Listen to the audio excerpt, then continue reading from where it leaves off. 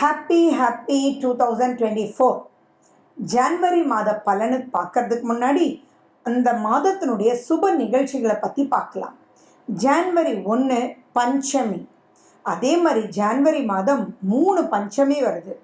15ஆம் தேதி காலையில் 9:30 மணிலேருந்து 16ஆம் தேதி 7 மணி வரைக்கும் பஞ்சமி. ஜனவரி 31ஆம் தேதியும் பஞ்சமி. ஸோ 3 பஞ்சமிகள் ஜனவரியில் வருது. 16ஆம் தேதி 2ஆம் தேதி ஷஷ்டி, 4ஆம் தேதி 18ஆம் தேதி அஷ்டமி, 5ஆம் தேதி 19ஆம் தேதி நவமி, 7ஆம் தேதி 21ஆம் தேதி ஏகாதசி, 9ஆம் தேதி 23ஆம் தேதி பிரதோஷம், 11ஆம் தேதி ஹனுமத் ஜெயந்தி, 12ஆம் தேதி கூடாரவல்லி, 14ஆம் தேதி மகர தீபம், போகி பண்டிகை, சதுர்த்தி விரதம், 15ஆம் தேதி தை 1, தை பிறந்தால் வழி பிறக்கும், பொங்கல் பண்டிகை. Happy Pongal to one and all. 20ஆம் தேதி கார்த்திகை விரதம், 25ஆம் தேதி தை பூசம் பௌர்ணமி, 26ஆம் தேதி வாஸ்து செய்கிறதுக்கு மிகவும் உகந்த நாள். காலையில் 9:52 11:22 வரைக்கும் உங்களுக்கு வாஸ்து நேரம். 29ஆம் தேதி சங்கடஹர சதுர்த்தி. இதுதான் ஜான்வரி மாதத்தினுடைய சுப நிகழ்ச்சிகள். இனி ஒவ்வொரு ராசிக்கும் ஒவ்வொரு லக்னத்துக்கும் எப்படி இருக்குன்றது நம்ம பார்க்கலாம். கடகராசி கடகலக்ன அன்பர்களுக்கு இந்த ஜான்வரி 2024 சூப்பராக இருக்கும். இன்னும் சொல்லப்போனால் எப்பயுமே 7ல் சூரியன் உங்களுக்கு வரும்போது நிறைய விஷயங்கள் நீங்கள் சுபிக்ஷமாக நிறைய விஷயங்கள் சாதிச்சு நெக்ஸ்ட் ஸ்டேஜுக்கு போகக்கூடிய அளவுக்கு உங்களுக்கு இருக்கும். அவ்வளோ சூப்பர். கடகராசின்றது சரராசி. சூரியன் ராசியையே பார்க்குறார். அப்போது சூரியன் சந்திரன் 2 பேருமே ஒளியினுடைய பரிவர்த்தனை. அப்போது மனசில் இருக்கிறது செயல்பட வேண்டியது மனசுக்கு தோணி இப்படின்னு ரொம்ப ஒளி வெளிச்சத்தோட செயல்படக்கூடிய ஒரு அற்புதமான ஒரு மாதம் இந்த ஜான்வரி 2024. அது பொங்கலுக்கு அப்புறம். ஸோ பொங்கலுக்கு முன்னாடி ஒரு மாதிரியும் பொங்கலுக்கு பின்னாடி, அதாவது செகண்ட் ஹாஃப் ஆஃப் ஜான்வரி அவ்வளவு பொற்காலம் அப்படின்றதே நம்ம சொல்லணும். அதே மாதிரி பார்த்திங்கன்னா உங்களுக்கு 2ஆம் அதிபதி போய் 7ஆம் வீட்டுக்கு வரார். அப்போ 2ஆம் அதிபதினா என்ன? தனம், ஃபினான்ஷியல் அப்லிஃப்ட்மெண்ட் ரொம்ப நல்லாயிருக்கும். எந்த ஒரு விஷயமும் வெளிச்சமாக இருக்கும். அப்போ வெளிச்சம்ன்ற ஒரு விஷயம் வந்துட்டாலே மாட்டிக்க மாட்டோம் இல்லையா? யாரெல்லாம் எப்பெல்லாம் மாட்டியிருக்கீங்களோ அதெல்லாம் யோசிச்சு பாருங்களேன். அப்பா கண்ணை மறைச்சிடுச்சுப்பா, கண்ணு மூடிடுச்சுப்பா அப்படின்னு சொல்லும்போது தான் அங்கே எல்லா இன்சிடெண்ட்டும் ஆக்சிடெண்ட் ஆகுது. அந்த ஒளி அப்படின்றது இப்போ பிரகாசமாக எதையுமே மறைக்காமல் உள்ளது உள்ளபடி காமிக்கக்கூடிய மிக அற்புதமான ஒரு விஷயத்துமாவே இந்த ஜான்வரி பொங்கலுக்கு அப்புறம் உங்களுக்கு இருக்க போகுது. அது மட்டும் இல்லாமல் 3ஆம் வீட்டில் கேது. அப்போ 3ஆம் வீட்டில் கேது அப்படின்றதும் ரொம்ப ஒரு அற்புதமான ஒரு விஷயம்ன்றது ஞாபகம் வச்சுக்கோங்க. அப்போது நிறைய விஷயங்கள் ஞானம் வரும், நிறைய விஷயங்கள் ஞானத்தினால் தைரியம் வரும். உங்கள் மேலே உங்களுக்கு கான்ஃபிடென்ஸ் வரும். கான்ஃபிடென்ஸ் தான் ஒரு வாழ்க்கையில் முக்கியமான ஒரு விஷயம். அதனால தான் தன்னம்பிக்கையை விட்டுறாதீங்க அப்படின்னு சொல்லுவாங்க. அதே மாதிரி முயற்சி அப்படின்றதும் 3ஆம் வீடு தான். ஸோ ஞானத்தோடு நீங்கள் முயற்சி பண்ணுவீங்க. அப்போ அந்த முயற்சி திருவினை ஆக்கும். அதே மாதிரி நல்ல கம்யூனிகேஷன் ஸ்கில் சூப்பராக இருக்கும். இப்போ கடகராசி கடகலக்ன அன்பர்கள் பொதுவாகவே அன்பானவர்கள் கடகராசி அன்பர்கள். ஸோ அவங்க இப்போ கம்யூனிகேஷன் ஸ்கில் மூலிமா எப்படிப்பட்ட ஒரு விஷயத்தையும் தன்னுடைய பேச்சினால் தன்னுடைய அன்பினால் உண்மையான முறையில் சூப்பராக கொண்டு வந்துடுவீங்க.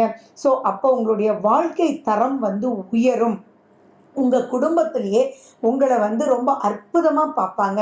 ஏன்னா குடும்பம்ன்றது 2ஆம் வீடு. அந்த 2ஆம் அதிபதி 7ல் உட்கார்ந்து உங்களையே பார்க்கும்போது ஆட்டோமேட்டிக்காக பார்த்தீங்கன்னா குடும்பத்தில் உங்களால் இல்லை மற்றவங்களுக்கு எந்த பிரச்சனை வந்தாலும் நீங்கள் அன்பினால் அதை சால்வ் பண்ணி பெரிய ஒரு ஹைட்டுக்கு ஒரு பெரிய ஒரு அற்புதமான ஒரு நிலைக்கு நீங்கள் கொண்டு போவீங்க. அதே மாதிரி ஆபரண சேர்க்கையும் இருக்கிறதுக்கு உண்டான வாய்ப்புகள் எக்கச்சக்கமாக இருக்குது.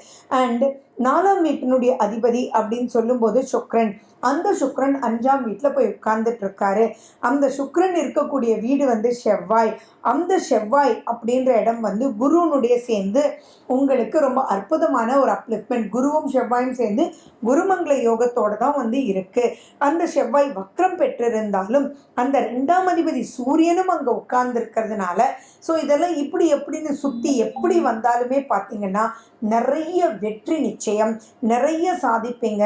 அம்மாவினால் உங்களுக்கு ப்ளஸ்ஸு, உங்களால் அம்மாவுக்கு ப்ளஸ்ஸு, அம்மா உங்களை நினச்சி சந்தோஷப்படக்கூடிய வகையில் நிறைய விஷயங்கள் உங்களுக்கு அற்புதமாக நடக்கும். அதே மாதிரி 4ஆம் வீட்டு அதிபதி சுக்கிரன் 5ல் உட்கார்ந்துட்டு இருக்கும்போது மேபி நீங்கள் பார்க்காமலேயே உங்கள் அம்மா வழியில் அல்லது உங்களுடைய அம்மா, நீ ரொம்ப நாளாக கேட்டுட்டு இருந்தல்ல, இந்த நீ வாங்கிக்கோ, நீ இந்த நெக்லஸ் தானே ஆசைப்பட்ட வாங்கிக்கோ, இந்த வண்டி தானே ஆசைப்பட்ட வாங்கிக்கோ அப்படின்னு எதெல்லாம் உங்களுக்கு வா அப்படின்னு இருக்குமோ அதெல்லாம் வாங்கி கொடுத்து அதன் மூலிமா நீங்கள் மகிழ்ச்சி அடையக்கூடிய ஒரு அற்புதமான ஒரு மாதம் தான் இது. அதே மாதிரி வெளிநாடு போகணும்னு யாரெல்லாம் ஆசைப்பட்டுட்டு இருந்தீங்களோ அவங்களுக்கெல்லாம் உங்களுடைய கனவுகள் நினைவாகும்.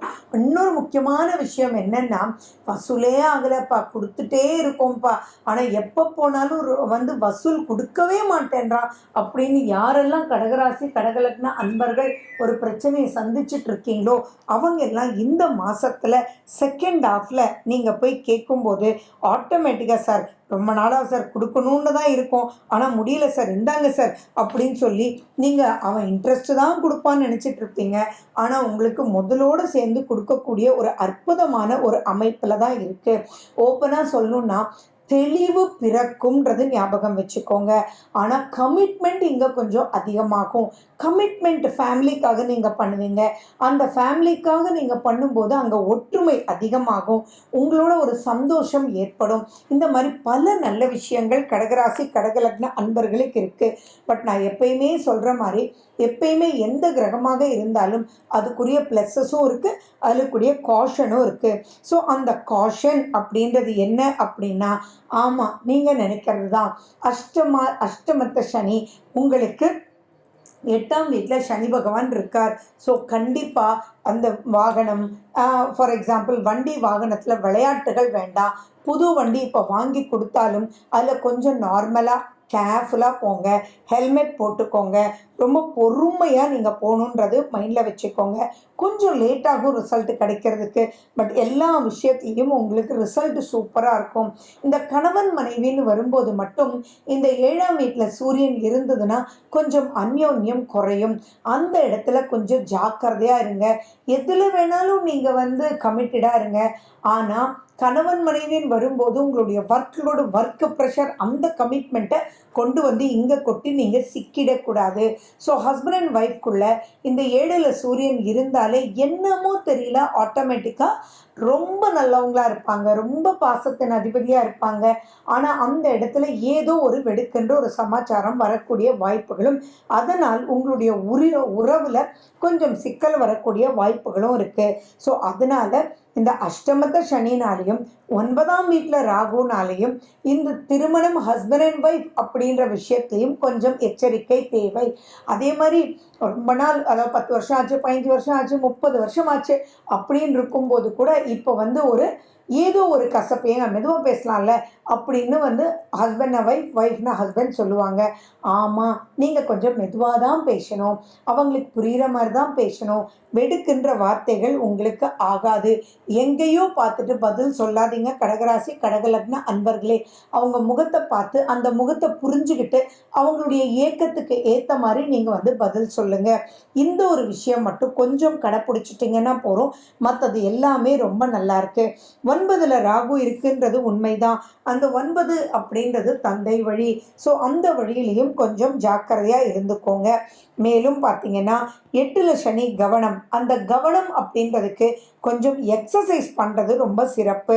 எந்த ஒரு சண்டை சச்சரவாக இருந்தாலும் அங்கே பொறுமையாக போயிட்டீங்கன்னா மற்ற கிரகங்களெல்லாம் பாசிட்டிவிட்டியாக இருக்கிறதுனால பயம் எதுவும் இல்லை. உங்கள் குலதெய்வ கோயிலுக்கு போயிட்டு வாங்க, முடிஞ்சால் திருப்பதி போயிட்டு வாங்க. சந்திரன் உங்களுடைய அதிபதி, சந்திரனுடைய ஸ்தலம் திருப்பதி. ஸோ மகாவிஷ்ணுனுடைய கோயில்கள் உங்களுக்கு சிறப்பாக கொடுக்கும். அண்ட் மேலும் விஷ்ணு சஹஸ்ரநாமம் டெய்லி போட்டு கேளுங்க அல்லது டெய்லி சொல்லுங்கள்.